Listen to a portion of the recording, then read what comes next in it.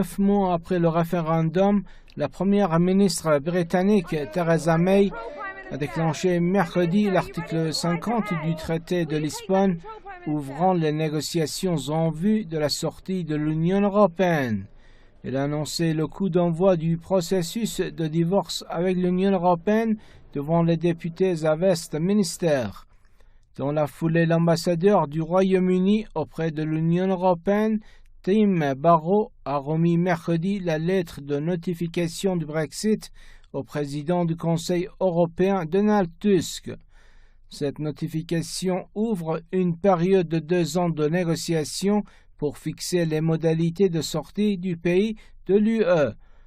Theresa May rappelle dans sa lettre que le Royaume-Uni quitte l'Union européenne, mais pas l'Europe. Et maintenant, la décision de quitter l'Union européenne a été prise et le processus est en marche. C'est le moment de se rassembler.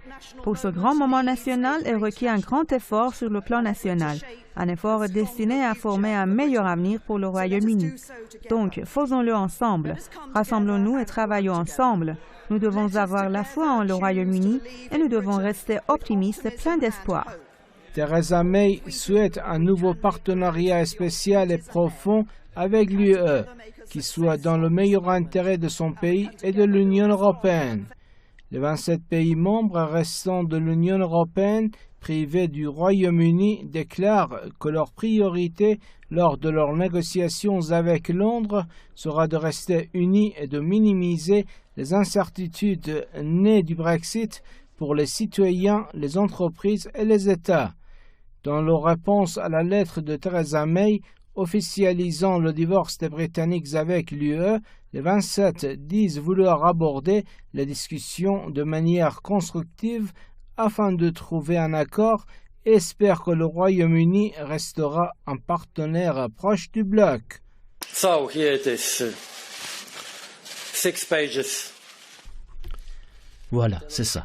6 pages et une lettre de la première ministre Theresa May qui déclenche l'article 50 pour commencer officiellement les négociations avec l'Union européenne.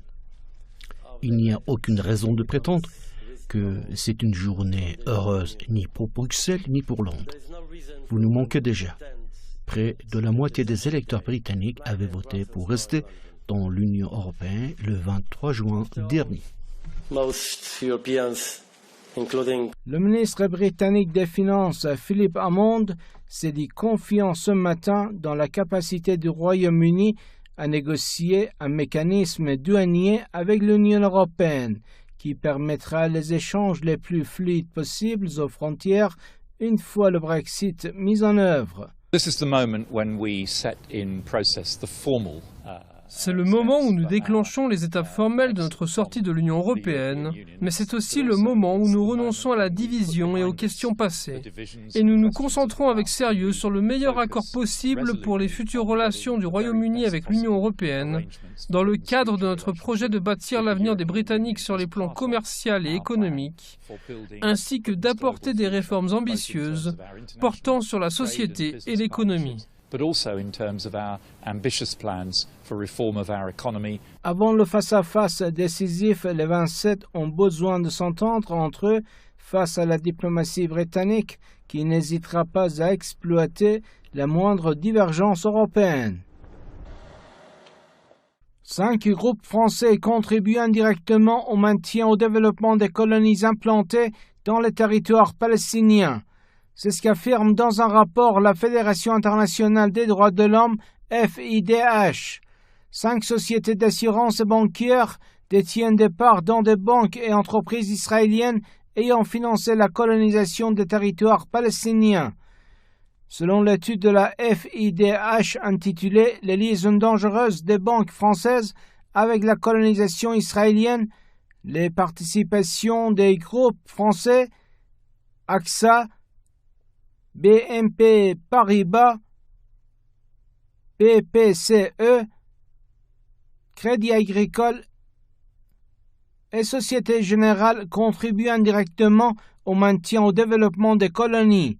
Les 4 banques et l'assureur gèrent des participations financières ou détiennent des actions dans des banques israéliennes qui constituent un outil essentiel de la politique de colonisation en finançant les constructions, est-il souligné dans ce rapport coécrit notamment avec la Ligue des droits de l'homme LDH et le syndicat français CGT. Les Nations Unies et la grande majorité de la communauté internationale considèrent comme illégales toutes les colonies israéliennes en Cisjordanie occupée et à Rhodes Est.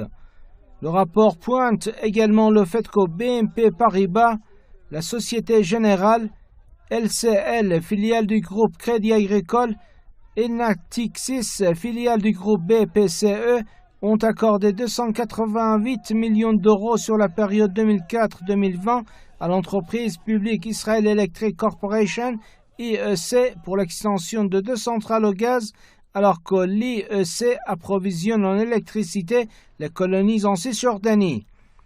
Des fonds de pension néerlandais et luxembourgeois se sont désengagés ces dernières années de 5 banques israéliennes avec lesquelles les banques françaises ont des liens pour leur implication dans la colonisation.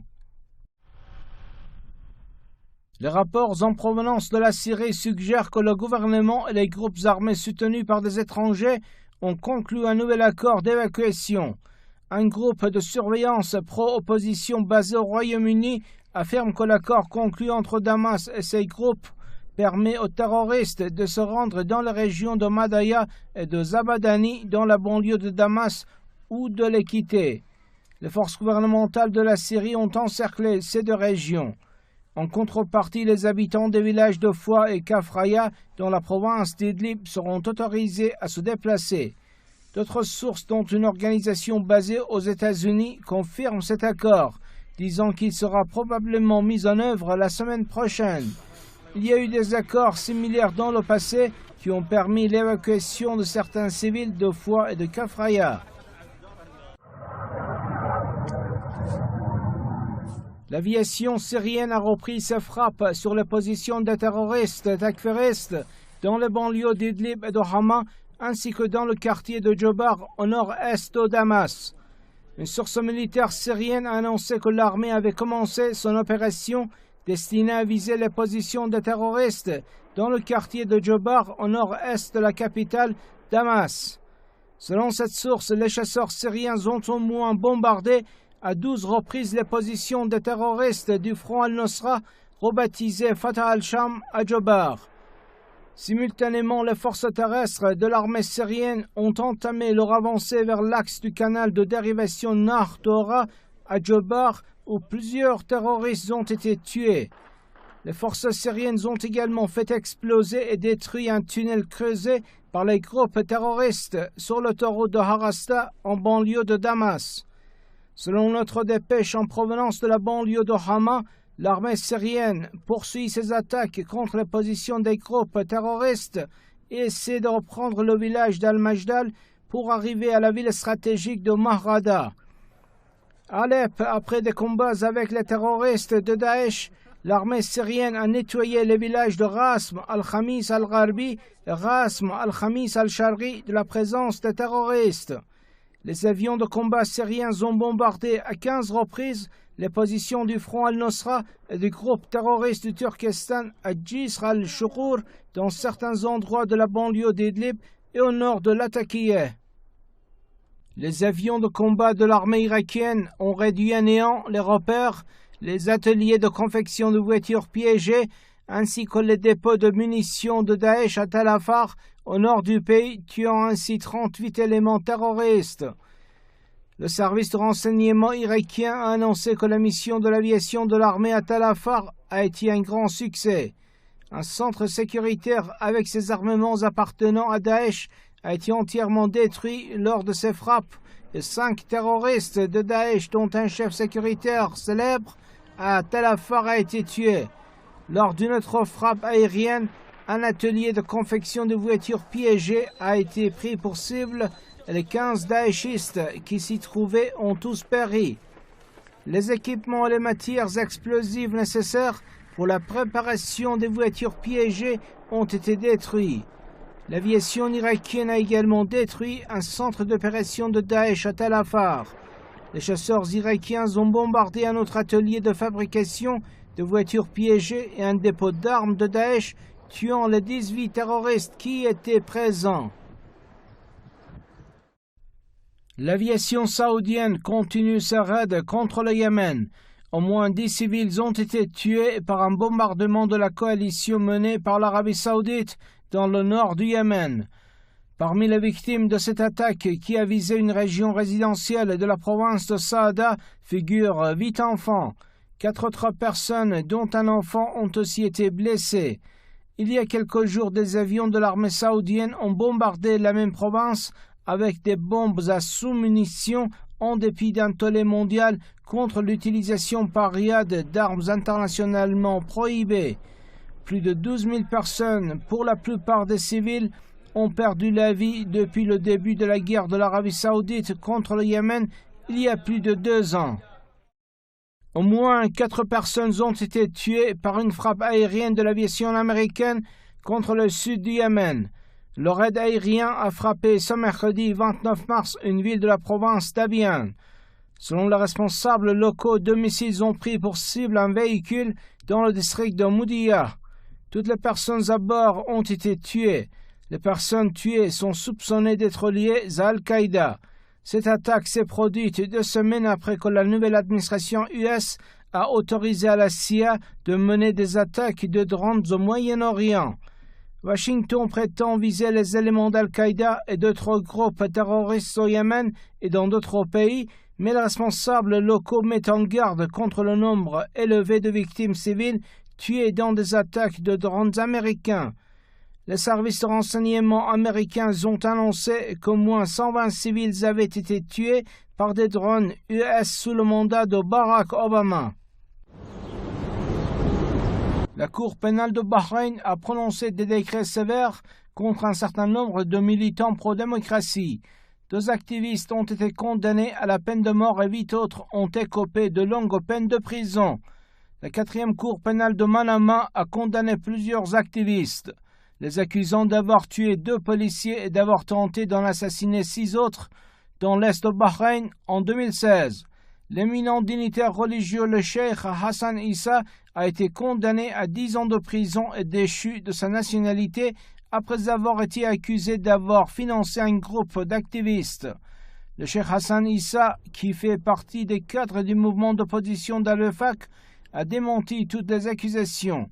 Le régime bahreïni avait auparavant condamné à la prison le cheikh Ali Salman, un leader de l'opposition, pour avoir appelé à des manifestations anti-régime.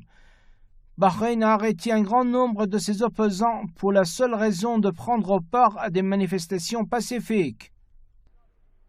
Le président des États-Unis, Donald Trump, a demandé au Congrès de procéder à une coupe budgétaire des milliards de dollars alloués aux programmes nationaux vitaux en faveur de la construction d'un mur frontalier séparant les États-Unis du Mexique. La Maison-Blanche a proposé au Congrès une baisse drastique des ressources allouées à l'année fiscale en cours qui se termine le 30 septembre. Les programmes concernés sont liés à l'éducation, à la santé et au logement. Cette baisse de budget pourrait aider l'administration américaine à prévenir une faillite qui risque de se produire d'ici la fin du mois prochain. L'administration Trump a déjà demandé au Congrès l'octroi urgent d'un budget de 30 milliards de dollars afin de subvenir aux besoins du Pentagone et 3 milliards supplémentaires pour la construction d'un mur frontalier séparant les États-Unis du Mexique. Donald Trump avait promis au cours de sa campagne électorale que ce serait le Mexique qui paierait les coûts de la construction du mur.